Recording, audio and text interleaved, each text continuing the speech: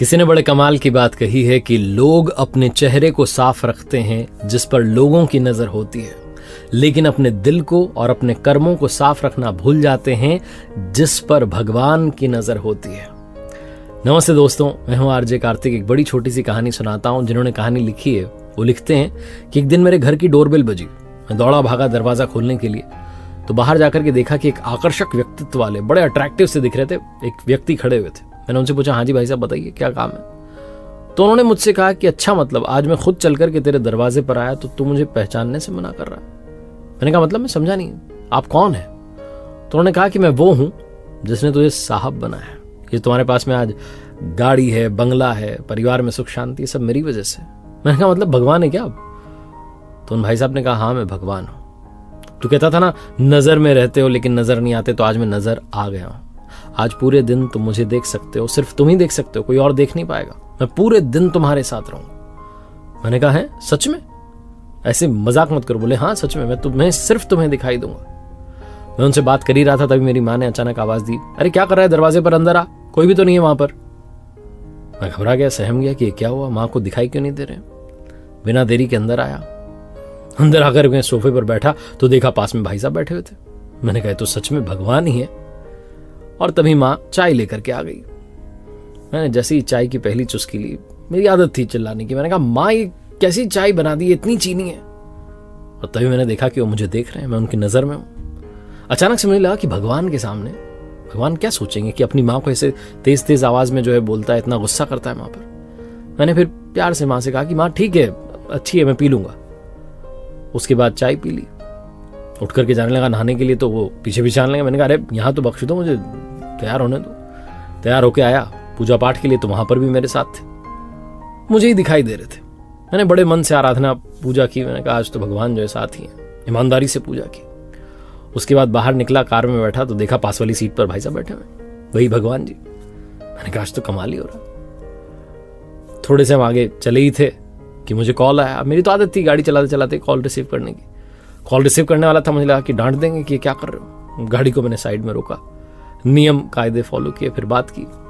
सामने से कोई डील के लिए कॉल आया हुआ था और मेरी तो आदत थी कि भाई ऊपर का कुछ ले ही लेते हैं। मैं पूछने वाला था भाई ऊपर का क्या रहेगा, कितना % अपना।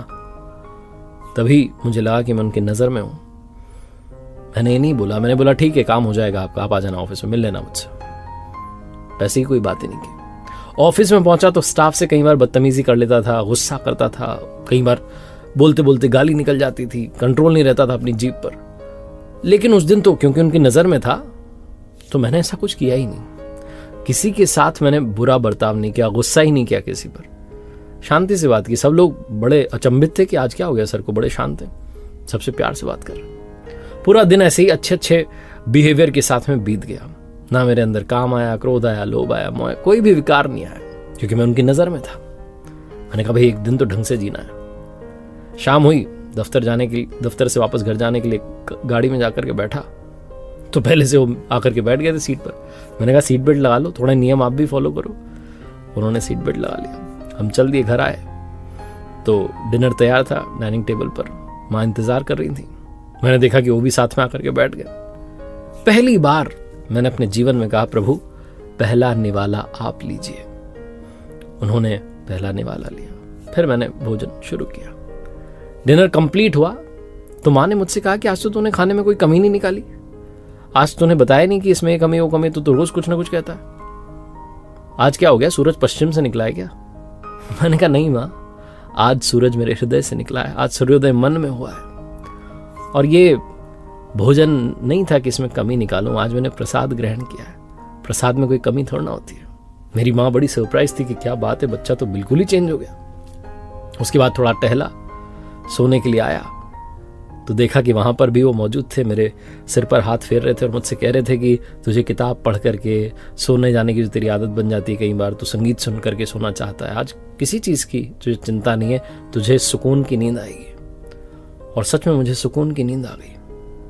अचानक से जोर से माँ की आवाज आई, तब मेरी नींद खुली तो रियलाइज हुआ कि ये सब तो एक सपना था जो चल रहा था।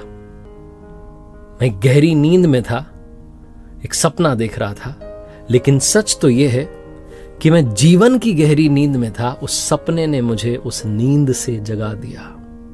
एक ऐसा सपना जिसने मुझे झकझोर दिया और बता दिया कि हम हमेशा उनकी नज़र में हैं, हमें हमेशा अच्छा काम करना चाहिए। सच में हम गहरी नींद में सो रहे होते हैं, विकारों से घिरे होते हैं। वो एक ऐसा सपना आ जाए ना जो आपको नींद से जगा दे, बस उसी की आवश्यकता है। और ये कहानी वही सपना है। याद रखिए, आप हमेशा उनकी नज़र में हैं। ऊपर वाले के आशीर्वाद के साथ, अपनी मेहनत, अपनों के प्यार के साथ कर दिखाओ कुछ ऐसा कि दुनिया करना चाहे आपके जैसा। याद रखिए दोस्तों, मैंने अपनी वेबसाइट लॉन्च की है www.rjkarthik.in, जहां पर कुछ स्पेशल कोर्सेज आपका इंतजार कर रहे हैं। अगर आप अपनी पर्सनैलिटी को डेवलप करना चाहते हैं तो स्पेशल कोर्स है दी सक्सेस मास्टरी। दूसरा कोर्स है द आर्ट ऑफ बैलेंसिंग। अगर आप स्ट्रेस मैनेजमेंट सीखना चाहते हैं, डेफिनेटली चेकआउट कीजिएगा, आपका इंतजार रहेगा।